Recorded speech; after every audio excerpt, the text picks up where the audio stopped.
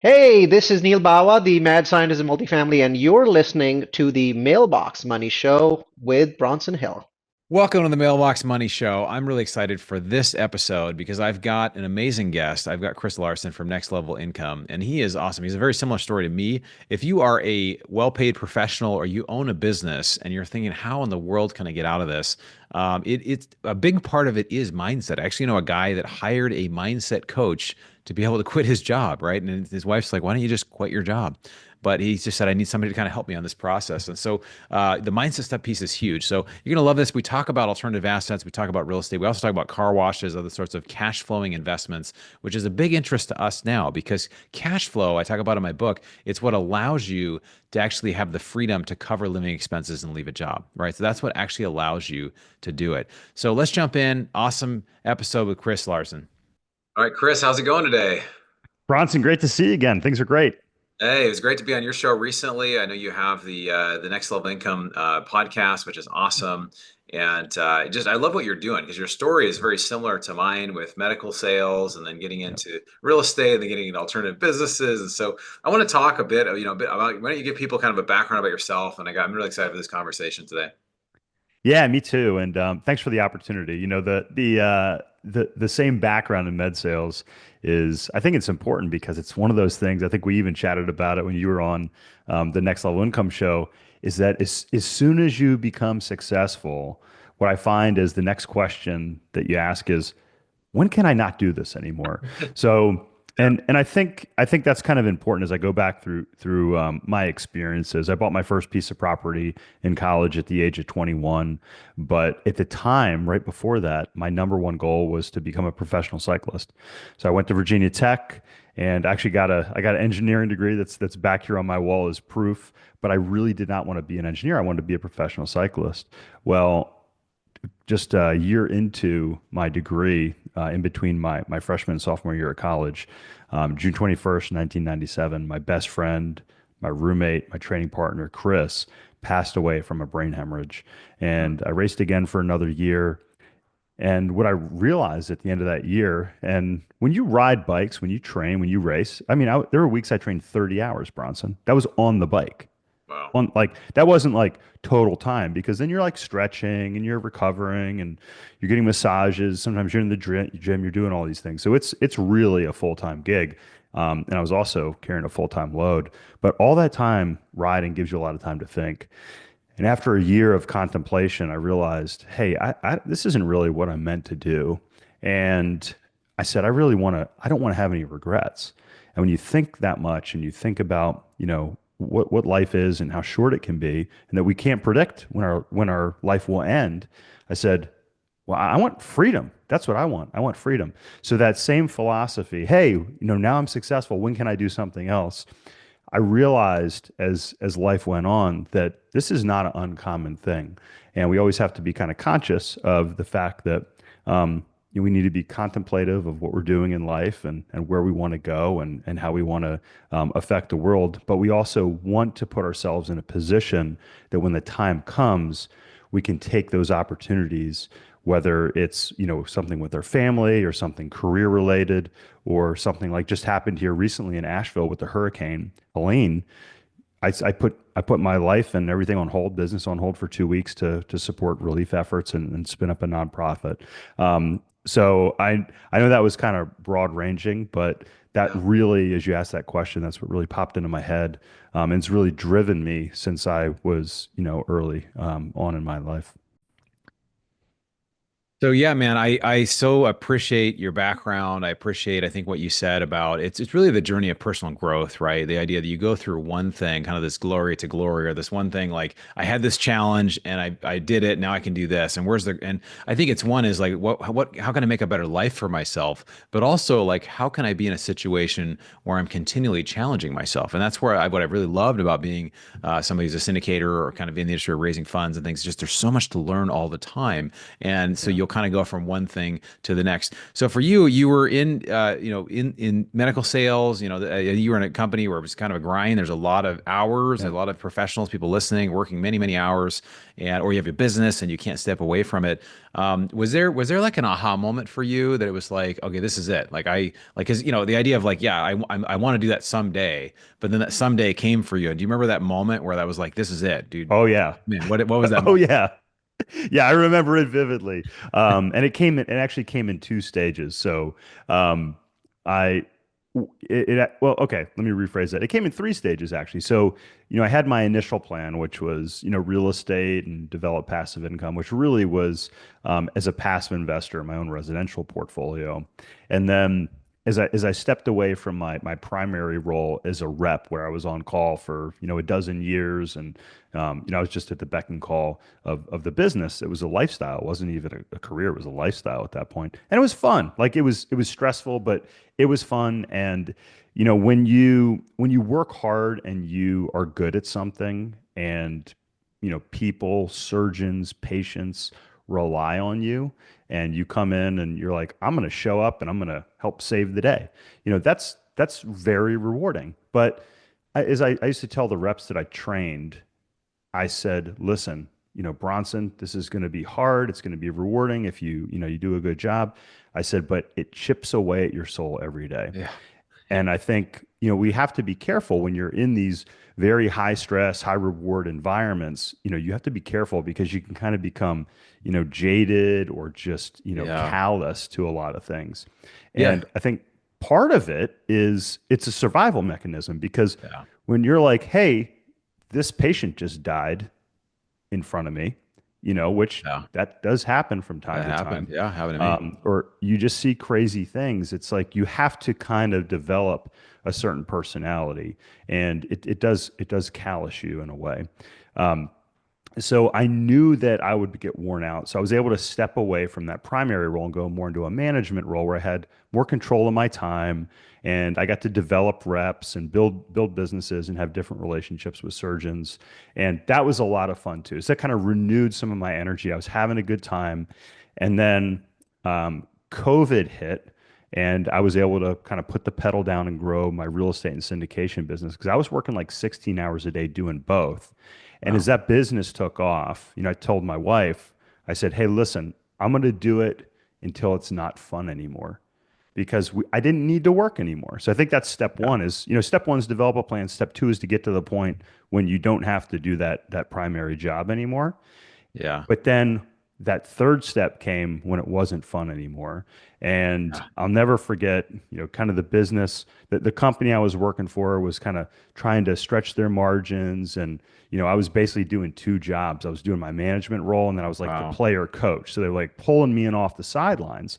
And now think about this, Bronson. And if you're listening, you might be able to relate when you haven't been doing that. So if you're a superstar on a team, I'm not saying I was a superstar, but if you're a superstar contributor on a team, and now you're the coach and you haven't been playing, and next thing Yeah. you know, somebody says, "Hey, get in the game. We need you." Yeah. And then you perform, and somebody's like, "Hey, you played great," but you're like, "I didn't play great. I played like okay." Yeah. That's not fulfilling. That's, it's like when I look in the mirror, like I want to do great. I want to do perfect. I want the patient to have Yeah. a perfect outcome. And it was so stressful. I mean, I could like feel my hair falling out like during this case. I was so stressed out. And my manager, who was VP at the time, called me and asked how it went. And I was like, it went okay. And as I thought about it, I was like, you know what? It didn't go okay. And I started to get upset. And I had a conversation with him. I said, I'm not going to do that ever again. And I hung up the phone on him. I'll never forget. I was driving. I just finished a 5-hour drive. I hung up the phone, Wow. and I basically said, F this. I'm not doing this anymore. This is not fair to the patient, and this is not Mm. fun. Yeah. And then 2 months later, I was on a ski trip with my son, and he said, Dad, man, I wish we could do more trips like this. And 2 days later, after that, I got back, and it was the first I'm week of out. January, and I had Skiing my time. my quarterly and my annual plan review with the VP, which we're still friends to this day. So, if you're in these high stress environments, it's natural to have these charged conversations. And I laid it all out for him. He said, Chris, this is great. He goes, but where do you fit into this plan? I said, I don't. So we Mm, organized a kind of an off ramp for me and wow. a transition for the team. And ended up working out well. But yeah, that was obviously over several years that that entire thing unfolded. Yeah. But I'll never forget that moment pulling into the driveway, being on the phone, and just thinking to myself, this is it. This is not Well, fun I think anymore. you bring up a really good point is that a lot of jobs. Now, if you work for yourself, Yeah. maybe you can set up a little more flexibility or a self-managing company. Most people don't, Yeah. but it is a grind. And if you're in these Yeah. situations, it's almost like you're in battle and you don't know, hey, any shot at any time could take you out, but you're just kind of out. Oh, I'm okay. I came back Yes. now. But I mean, there's people that I worked with that kind of they burned out or they're in there and they're just totally Yeah. fried. And it was like a risk. It's like being in a risky environment. Making 200,000 or more is great, but like Yeah. there was a lot of pressure. And I remember Yes. not just pressure from I had decent most of the time decent sales managers, but Yeah. there were a couple like doctors. I remember I had to fire one of my doctors. Like, hey, I didn't tell him, but I was like, yeah, I just think like life is just too short to be treated this way, right? To be treated in a Oh way yeah. that's disrespectful. And so Like, don't there's a throw part. instruments at me in the OR. That's Yeah, not yeah, cool. exactly. Yeah, yeah. And but it's the idea what you said too is and what I got to is that life is too short to do something that we're not here to do or doesn't give us life. And I know you're a Oh, person that's of faith great. as Yeah. well. And I think that Yeah. I was actually a big case for me was I was really being treated very poorly in some of these situations. I was doing Mm, okay, I was doing well, but just feeling like, I made a decision like and within 3 years I want to be completely out of here, I want to whatever. And I didn't know how I was going to do it, but I made that decision. And Tony yeah. Robbins says it's in your moments of decision that your destiny is shaped. So I made the decision, I committed to it, Love it. and then it started to work out. And then about 3 years, almost exactly 3 years later, I was able, I'd covered my living expenses. I was able to have more than enough money coming in. And I was sitting right at this desk here a couple months after I left. And I remember in my mind some of that trauma of like manager calling, hey, you going to sell any more medical widgets this month? Whatever. And those calls. And Yeah. and I just remember what came out of my mouth as I was, I didn't have, but it would just thinking about this was like, thank God I'm not doing that job anymore. And it's been over 3 years now, with 3.5 years. And so anybody Yeah. listening, it's like, I do want to fire myself, just as my book talks about is how do Yeah. you get out of it? Love Or your it. book talks about too. How do you get Yeah. out of this? It just starts with a decision. It starts by taking action. And that's something that you did. So Yes. congrats on that, brother. Thanks. Let's shift gears for a minute. I know there's a lot more to Yeah. say about this. I love the Yeah. mindset stuff. And I think, Tony Robbins says about 80% of life is just getting the right psychology, which I would agree with. They're just getting yourself in the right headspace. And so Yeah. congrats on doing that and leaving your job. So you've done something unique. You've done real estate, you've done syndications in that space. You've also Mhm. shifted to things like car washes and other Yeah. businesses that generate cash flow. And cash flow is Mhm. something today that is much harder to come by than it was a few years ago.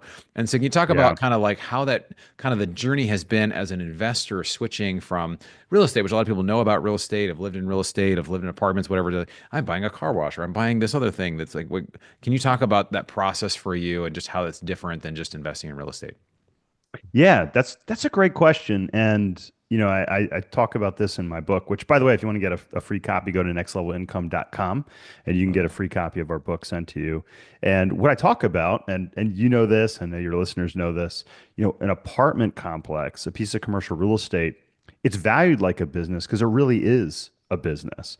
So I think, that's one of the things, we talk about mindset. We talk about the mindset of being an investor, the mindset, of being wealthy, being a servant, but also when you think about real estate, I like commercial real estate because you're really buying a business, which means you actually have control over the value. You can turn different knobs and pull different levers and change the cash flows and the valuation.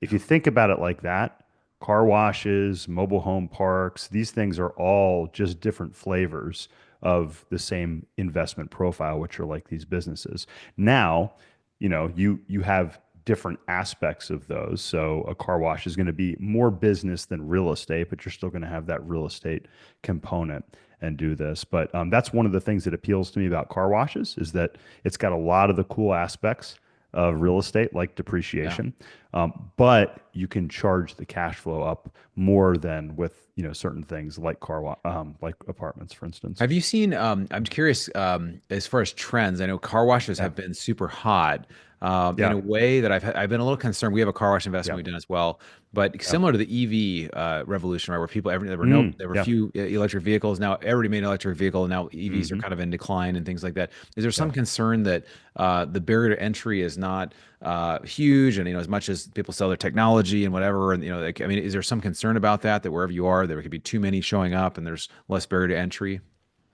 Yeah, I think that's actually the primary concern, Bronson, in the car wash space is actually cannibalism of the Hmm. market. And I have a wash here in Asheville that I own with just one partner.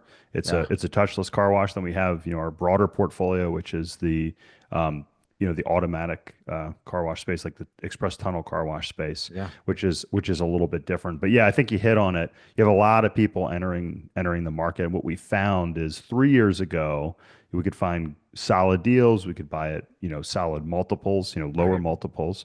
Today, it's really hard. And especially with debt where it is, the Yeah. deals that we were buying 2, 3 years ago That makes do not sense. make sense today. Yeah. Yeah. So Yeah. it definitely is more challenging. Right. No, I think it's interesting, and I think it's always good to look for things. Cash flowing businesses are awesome, and I think we've actually in the process of vetting a large e-commerce business or mid-sized e-commerce business, and the thing Yeah. that usually there's three issues people come to us for. I'm sure as you as well as cash flow appreciation or tax benefits, and businesses are great for Mhm. cash flow, which is really what right Yeah. now in real estate is very difficult to get. And Yeah. so I think that's something. What are some other kind of business ideas or Mhm. cash flow ideas Yeah. that you point people towards? Yeah, so if I may, I Yeah. have kind of a philosophy and a Sure. framework around this. I've studying the real estate cycles. Real estate tends to go in 18 and a half year cycles, and we can trace this all the way back to the 1850s when we started recording this in the United States. And these economic expansions, 7 years, 11 years, they all fit into this 18 and a half year cycle, 18.6 years to be precise. At different points in the cycle, different investments perform better. At this point in the cycle, we're in the second half of this cycle. So there's two expansion phases of the real estate cycle, typically 7 years, a mid-cycle slowdown, which was around COVID this time, another 7 years, and then kind of a 4 year slowdown or sideways channel that the market goes in. This would have been the Great Recession. You go back, this would have been the savings and loan crisis, for instance. We can go back all the way back, as I mentioned, a couple hundred years. Right now, interest rates are high, real estate prices are high. Guess who, guess who makes money in this part of the Oh, cycle? the banks. Banks make money. So Yeah. why not become the bank? So Yeah. one of our best pieces of our business right now that's performing well is our private lending business. Yeah. So we have a hard money lending business. And so again, it's still within real estate. We're still following the demographic trends with respect to affordable housing, these starter homes that people are buying, but we are lending the money to these investors that are doing that. So during the latter half of the real estate cycle, when interest rates are high and real estate prices are high, you have bank margins that tend to be better. So why not become the bank? Yeah, that's huge. No, it's Yeah. amazing too. We have a debt fund that we're involved with where it's Yeah. lending first position notes on commercial real estate, 50, Yeah. 60% loan to value. So very Yeah. safe first positions, kind of smaller, less than $5 million loan size. And some of those deals are paying about where equity was before. So we're getting debt Yeah. safety and equity returns at debt safety, Yeah. which is amazing. So sometimes Yeah. 13, 14, 15%, depending on the deal, but it's amazing. So I think there's definitely some opportunities there. We've also done some oil and gas stuff. Do you guys do any oil and gas or Yeah. any energy stuff? And yeah, So our business, we don't have anything that we offer to our investors in that space. I personally have done that as well. yeah, I think it's a great space. Again, it's good to have a portfolio. You can have a diversified portfolio in real estate and around these investments when you have stuff like that. yeah, I was just talking to somebody at the gym, as I mentioned to you. I got to work out here midday, and he was nice. asking me about crypto and Bitcoin and those sorts of things. So Yeah, that's awesome. What would you say? I think one thing I like to see is everybody kind of approaches from a different perspective, right? We're in different places where some are passive, some are active.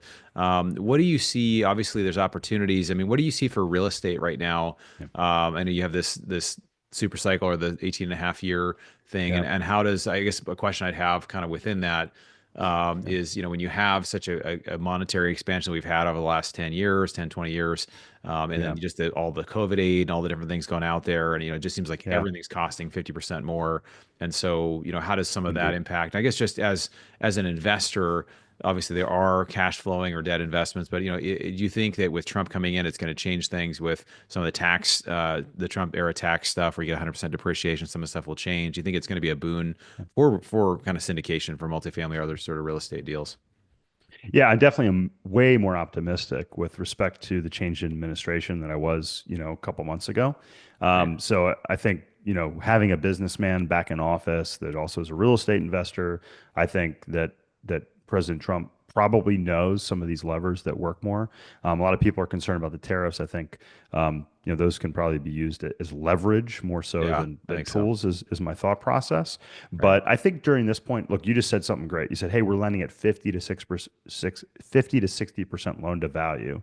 I think right now opportunities are lending because the margins are higher, Yeah. buying high quality real estate or businesses that have strong cash flow. I think now is a great time for those. And it's less disadvantageous. So it's more advantageous to have cash or cash like investments. Like my real estate policies are paying 6% tax free right now. I'm sorry, Yeah. my life insurance Life policies. insurance. Yeah. Yeah, so it's like 6% tax free. Like that's pretty darn good. So my advice, if you're an investor and you're listening, is don't have that fear of missing out right now. Yeah. Continue to look at deals, but like a good batter standing at the plate, wait for your pitch. Yeah. You don't have to swing at everything coming across the plate right now.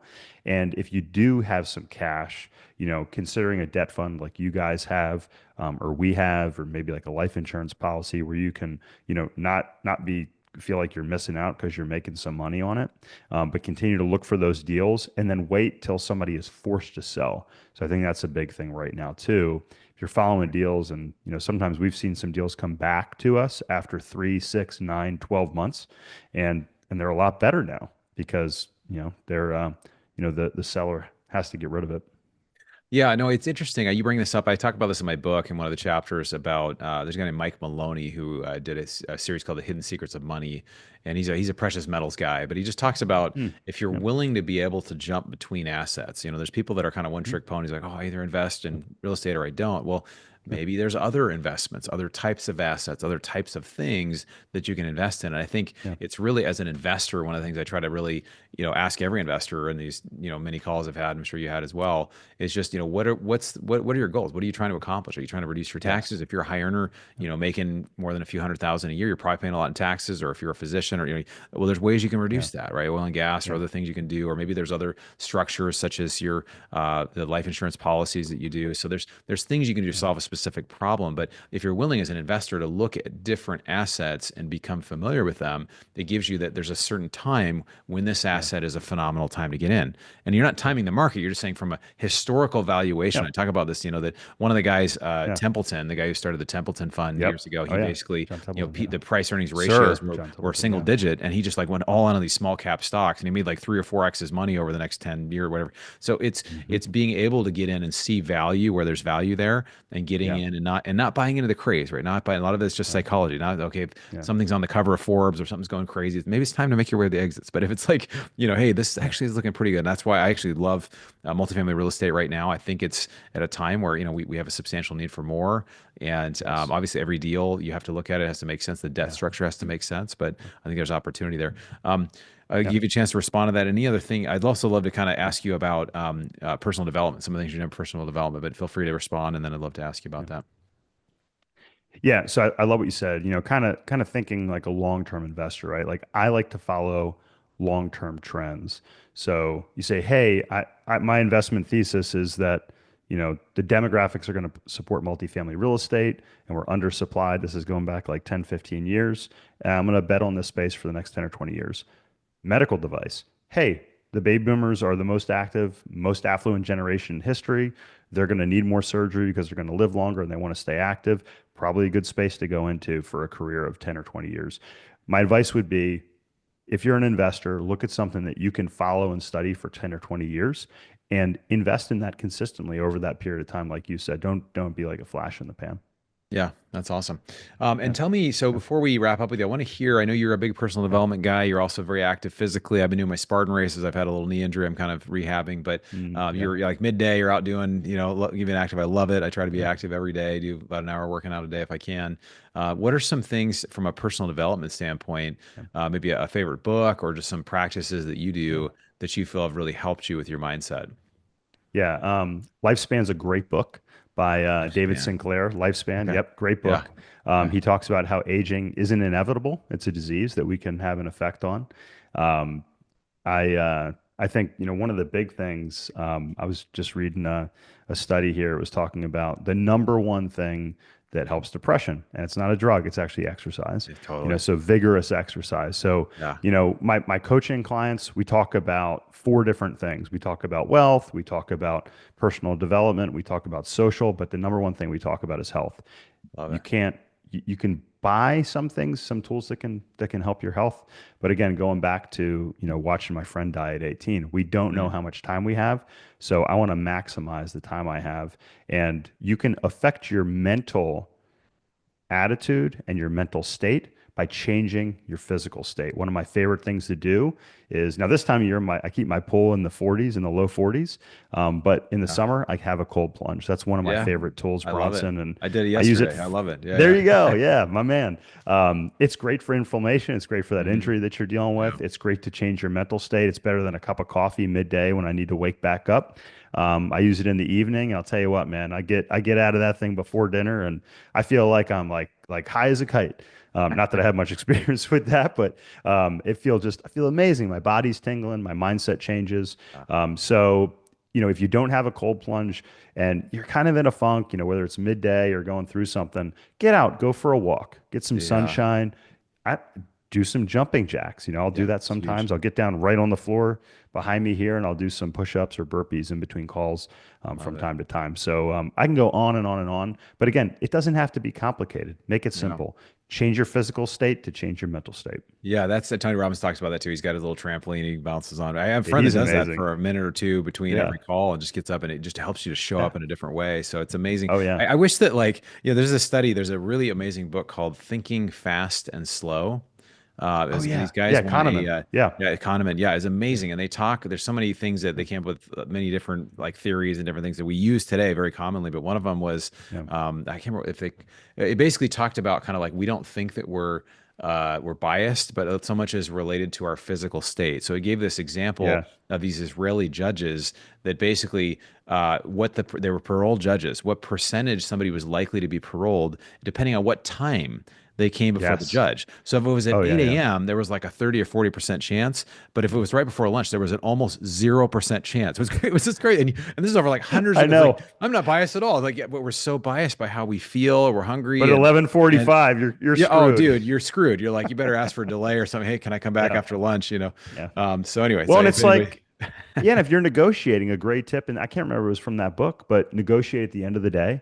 Yeah. And that's one of my favorite tips. And if you got to have a negotiation, make it at the end of the day, Yeah. and then go lay down and take a nap, before that, and just clear your schedule off. Because as people get tired, they're more likely to acquiesce to, the challenges. So you can also reverse that. If you're feeling really challenged and you're just like, I can't make this decision, and it's a big decision, just say, hey, I can't do this right now, and Yeah. be fresh, be clear it's- with those yeah. things. There's so many good tips. I will tell you what, though, that book's hard to read. So that's a pretty dense book from what I Daniel recall. I Kahneman. read it. Yeah. Yeah. What I did, I kind of read it with a friend where you read a chapter a week or a chapter. It's like 30 that's or a 40 good chapters, idea. but it's you kind of go Yeah. along with it. And it's so interesting because you don't really see, until you actually are presented with it, you don't see, oh my gosh, that I'm like loss aversion or sunk cost or all these theories Yeah. that are in there, and they're so valuable. So anyway, well, that's Great awesome. Well, book. Chris, I just want to say, I so appreciate you. Your story is very similar to mine, and the way you're really making your family's life better. You have causes you believe in.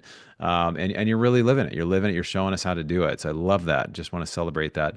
How can people follow you, follow your deals, get in touch with you, learn about your book, all that? Just how can people reach out to you?